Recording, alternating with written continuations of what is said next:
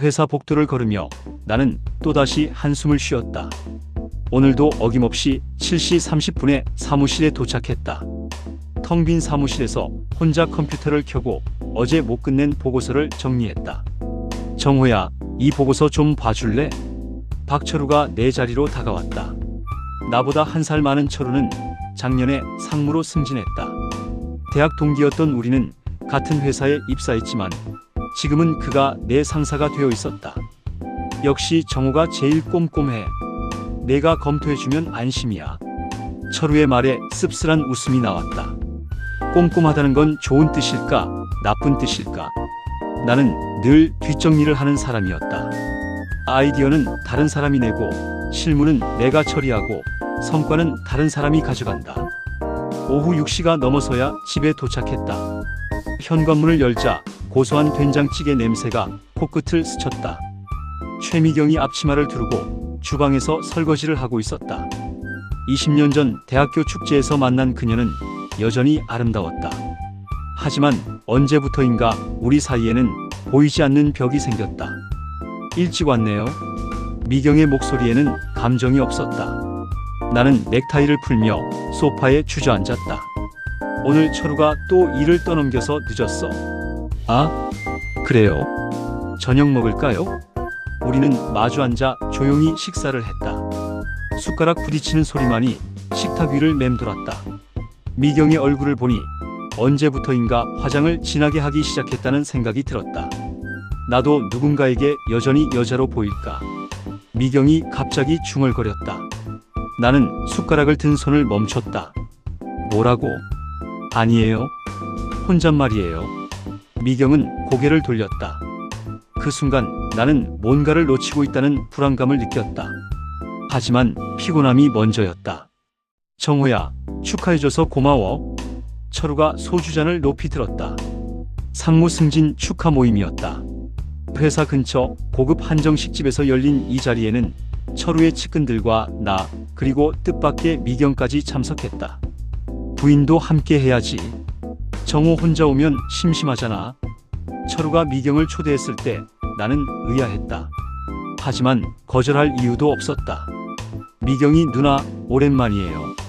대학 때보다 더 예뻐지신 것 같은데요. 철우의 말에 미경이 수줍게 웃었다. 나는 오늘따라 미경이 특별히 신경 써서 차려입은 것을 알 수 있었다. 검은색 원피스에 진주 목걸이, 그리고 평소보다 짙은 립스틱. 그때 미경이 누나가 얼마나 인기가 많았는지 몰라. 정호 이 녀석이 기숙사에서 매일 밤 연애 편지 쓰는 거 봤거든. 미경이 얼굴을 붉혔다. 나도 어색하게 웃었다. 하지만 철우의 시선이 계속 미경에게 머물러 있는 것이 신경 쓰였다. 철우, 너도 그때 미경이한테 관심 있었잖아. 내가 장난스럽게 말하자 철우의 표정이 순간 굳어졌다가 다시 웃었다. 그야 뭐, 누나 같은 분을 안 좋아할 남자가 어디 있겠어요. 하지만 정우가 먼저 선수 쳤으니까. 그의 말에는 묘한 뉘앙스가 있었다. 마치 아직도 그때의 아쉬움이 남아있다는 듯한. 여보, 우리 이만 가자. 내가 미경의 손을 잡자 그녀가 놀란 듯 나를 쳤다. 언제부터 우리는 이렇게 스킨십도 어색해졌을까? 벌써요? 아쉽네요. 다음엔 더 자주 만나요, 미경이 누나. 철우가 미경의 손을 잡고 악수했다. 그 손이 너무 오래 머물렀다. 집으로 가는 택시 안에서 미경은 창밖을 내다보며 말했다. 오랜만에 누군가 나를 여자로 봐주는 것 같았어요. 그 말이 가슴에 비수처럼 꽂혔다. 가슴이 답답했다. 숨이 제대로 쉬어지지 않았다. 며칠째 계속된 어지럼증과 두통이 한계에 다다르고 있었다. 정호씨, 괜찮으세요? 옆자리 동료가 걱정스러운 목소리로 물었다. 나는 괜찮다고 손짓했지만 순간 눈앞이 캄캄해지면서 의식을 잃었다. 과로로 인한 급성 스트레스 증후군입니다. 완전한 안정이 필요해요. 의사의 말에 미경이 한숨을 쉬었다. 병실 침대에 누워 링거를 맞고 있는 나를 바라보는 그녀의 눈에는 원망이 섞여 있었다. 맨날 회사 일만 하더니 결국 이렇게 되네요. 미경의 차가운 목소리가 귓가에 맴돌았다. 미경아, 걱정 많이 했지? 병실 문이 열리며 철우가 들어왔다. 손에는 과일 바구니와 꽃다발을 들고 있었다. 정우가 우리 회사의 기둥이잖아요. 당연히 와야죠. 철우가 꽃을 미경에게 건네며 말했다. 그의 얼굴에는 걱정이 가득했지만 눈빛 깊숙한 곳에서는 뭔가 다른 감정이 꿈틀거리고 있었다. 회사 일은 걱정하지 마. 내가 내 프로젝트 잠깐 맡아서 진행할게. 내가 3개월간 준비해온 신규 사업 제안서였다. 미경이 누나도 혼자 집에 계시면 답답하실 텐데 뭐 도움이 필요하면 언제든 연락하세요. 철우가 명함을 미경에게 건넸다. 개인 휴대폰 번호가 적힌 명함이었다. 일주일 후 회사 후배인 장서연이 면회를 왔다. 평소와 달리 진한 화장을 하고 있었고 검은 정장 치마는 무릎 위로 올라와 있었다. 상무님이 부장님 프로젝트 정말 열심히 챙기고 계세요. 서연의 말에 뭔가 이상함을 느꼈다. 그녀의 목소리에 묘한 자신감이 넘쳐 흘렀다. 그런데 부장님, 상무님이 왜 이렇게 부장님 아내 안부를 자주 물어보세요? 나는 순간 몸이 얼어붙었다. 어제도 미경 사모님께 안부 전해달라고 하시더라고요. 병실 문이 열리며 미경이 들어왔다. 평소보다 화려한 화장에 새로 산 듯한 원피스를 입고 있었다. 오늘 철우 씨가 안부 물어보더라. 미경이 과일을 깎으며 무심코 말했다. 전화해서 당신 상태 어떤지, 내가 혼자 있어서 외롭지 않은지. 미경의 목소리에는 묘한 감정이 섞여 있었다. 마치 누군가 자신을 신경 써주는 것이 반갑다는 듯한 해시태그 의심의 확신. 병원 창밖으로 비가 내리고 있었다. 3주째 계속된 입원 생활에 나는 지쳐 있었다. 미경은 오늘도 늦게 왔다. 평소보다 1시간은 늦은 시간이었고 뭔가 달라 보였다. 어디 갔다 와? 미용실 갔다 왔어요. 그녀의 대답에는 어색함이 있었다. 그런데 여보, 철우 씨가 내일 저녁에 식사 한번 하자고 하는데. 미경의 말에는 묘한 설렘이 섞여 있었다. 다음날 오후 철우가 병실을 찾았다. 어제 미경이 누나랑 저녁 먹었어. 철우가 직설적으로 말했다. 미경이가 뭐라고 하던 그냥 요즘 외롭다고, 당신이 집에 있어도 대화가 없다고. 철우의 말이 가슴에 박혔다. 사실이었기 때문에 더욱 아팠다. 병실의 시계가 밤 10시를 가리키고 있었다. 미경은 오늘 오지 않았다. 아침에 전화해서 몸이 좀 안 좋다고 했다. 하지만 목소리에서는 거짓말하는 것 같은 떨림이 있었다. 그 같은 시간 서울 시내 한 호텔바에서 미경과 철우가 마주 앉아 있었다. 와인 글라스를 손에 든 미경의 뺨은 붉게 상기되어 있었다. 미경아, 정말 괜찮아? 철우가 조심스럽게 물었다.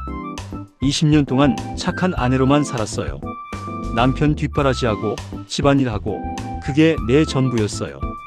철우는 미경의 손을 조심스럽게 잡았다. 미경은 손을 빼지 않았다. 대학 때 생각나. 너는 정말 자유롭고 당당한 사람이었어. 정호와 결혼하고 나서 모든 걸 포기했어요. 내 꿈, 내 욕망, 모든 것을. 철우가 미경의 뺨을 조심스럽게 닦아주었다. 그 순간 미경의 마음속에 있던 마지막 방어선이 무너졌다. 저를 정말 원해요? 철우는 대답 대신 미경을 끌어안았다. 1시간 후 두 사람은 호텔 엘리베이터에 올라탔다. 같은 시간 회사에서는 장서연이 야근을 하는 척하며 철우의 컴퓨터에 접근해 정호의 프로젝트 파일을 자신의 이름으로 바꾸고 있었다. 3개월 동안 준비한 건데 윤 부장님 미안해요. 서연은 냉소적인 미소를 지으며 중얼거렸다. 그녀는 이미 철우와 몇 차례 관계를 가진 상태였다. 승진을 위해서라면 무엇이든 할 수 있는 여자였다. 아침 7시 병실 문이 조용히 열렸다. 미경이 들어왔지만 평소와는 달라 보였다. 화장이 번져 있었고 옷에는 구김이 져 있었다. 어디서 잤어? 내가 직설적으로 물었다. 집에서 잤는데요. 거짓말하지 마. 어젯밤에 전화했는데 집에 없었잖아. 미경의 얼굴이 창백해졌다. 목에 남은 키스마크를 가리기 위해 스카프를 두르고 있는 것도 보였다. 점심시간에 회사 후배들이 면회를 왔다. 부장님, 어제 프레젠테이션 정말 대박이었어요. 무슨 프레젠테이션? 아, 몰랐어요? 장서연 대리가 부장님 프로젝트를 발표했는데 임원진들이 엄청 좋아했대요. 내 머리가 하얗게 변했다. 3개월간 피땀 흘려 준비한 신규 사업 제안서였다. 그런데 이상한 게 서연 대리랑 박상무님이 요즘 엄청 가깝더라고요. 퍼즐에 또 다른 조각이 맞춰졌다. 서연과 철우의 관계, 미경과 철우의 만남, 그리고 내 프로젝트의 탈취. 저녁 무렵 철우가 문병을 왔다. 정호야, 내 프로젝트 왜 서연이한테 넘겼어? 내가 아픈 동안 누군가는 해야 하잖아. 그래도 내가 돌아가면 다시 맡을 수 있는 거지. 철우가 피식 웃었다. 정호야, 현실을 받아들여. 내가 3개월 동안 병원에 있는 동안 세상은 변했어. 내 자리는 이미 다른 사람이 차지했다는 뜻이야. 그리고 미경이도 마찬가지야. 철우가 휴대폰을 꺼내 사진을 보여주었다. 어젯밤 호텔에서 찍은 미경과의 사진이었다. 이 미친놈아! 나는 링거를 뽑고 철우에게 달려들려 했지만 몸에 힘이 없어 바닥에 주저앉았다. 그리고 이 모든 것은 20년 전부터 내가 계획한 일이야. 미경이는 원래 내 여자였어야 했거든. 철우가 나간 후 나는 바닥에 주저앉아 오열했다. 쌓아온 모든 것이 한순간에 무너지는 것을 느꼈다. 퇴원 후 첫 출근길, 나는 완전히 다른 사람이 되어 있었다. 동료들의 동정 어린 시선을 받으며 철우의 상무실로 향했다. 문을 열고 들어가자 서연이 황급히 철우에게서 떨어져 나왔다. 서연의 블라우스 단추가 하나 풀어져 있었다. 내 프로젝트 다시 돌려달라. 증거가 있어? 모든 문서는 서연이 이름으로 되어 있는데. 나는 휴대폰을 꺼내 녹음 파일을 재생했다. 정호야, 네가 아픈 동안 내가 내 프로젝트 잠깐 맡아서 진행할게. 병실에서 철우가 한 말이었다. 나는 모든 대화를 녹음하고 있었다. 철우의 얼굴이 굳어졌다. 그리고 이것도 있어. 이 모든 것은 20년 전부터 내가 계획한 일이야. 미경이는 원래 내 여자였어야 했거든. 철우가 창백해졌다. 감사실에 이미 신고했어. 너의 횡령 증거도 함께. 철우가 책상을 박찼다. 그리고 미경이와의 관계도 다 알고 있어. 호텔 CCTV, 신용카드 명세서, 모든 증거가 있어. 나는 차분하게 말했다. 한 달 동안 병상에서 계획한 일들이었다. 너 이러면 미경이도 끝장이야. 상관없어. 나는 이미 모든 것을 잃었으니까. 그 순간 상무실 문이 열리며 감사실 직원들이 들어왔다. 박철우 상무님, 감사실에 동행해 주시기 바랍니다. 철우가 수갑을 차며 끌려가는 모습을 보며 나는 처음으로 카타르시스를 느꼈다. 그날 저녁 미경과의 마지막 대화를 나눴다. 여보, 모든 걸 알고 있어요? 미경이 눈물을 흘리며 물었다.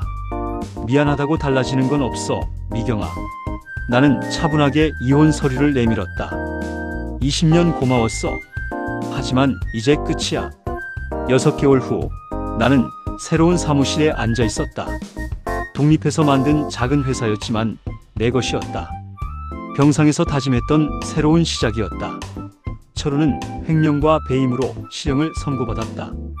서연은 회사에서 해고되었고 미경과는 이혼 절차가 마무리되어 각자의 길을 가고 있었다. 사장님, 새로운 프로젝트 제안서 검토 끝났습니다. 새로 채용한 직원이 보고서를 가져왔다. 20대 후반의 성실한 청년이었다. 과거의 나처럼. 수고했어요. 나는 그에게 미소를 지으며 말했다. 이제는 다른 사람을 착취하지 않는 일터를 만들고 싶었다. 창밖으로 석양이 지고 있었다. 예전 같으면 야근을 했겠지만 이제는 정시에 퇴근했다. 혼자 지내는 작은 아파트로 돌아가는 길이었다. 휴대폰이 울렸다. 출판사에서 내 이야기를 책으로 내고 싶다는 연락이었다. 전화를 끊고 거울을 봤다. 6개월 전과는 완전히 다른 사람이 서 있었다. 더 이상 누군가의 그늘에 숨지 않는 남자. 더 이상 배신을 당하지 않을 만큼 강해진 남자. 침대에 누우며 생각했다. 인생에서 가장 절망적이었던 순간이 사실은 가장 큰 기회였다는 것을. 모든 것을 잃어야 진짜 중요한 것을 찾을 수 있다는 것을. 병상 위의 남자. 그것은 더 이상 나약함의 상징이 아니었다. 재기의 상징이었다. 20년간 성실하게만 살았던 윤정호는 죽었다. 이제는 성실하면서도 현명한, 착하면서도 강한 새로운 윤정호가 살아가는 것이다. 병상에서 일어선 남자의 진짜 이야기는 이제부터 시작이었다.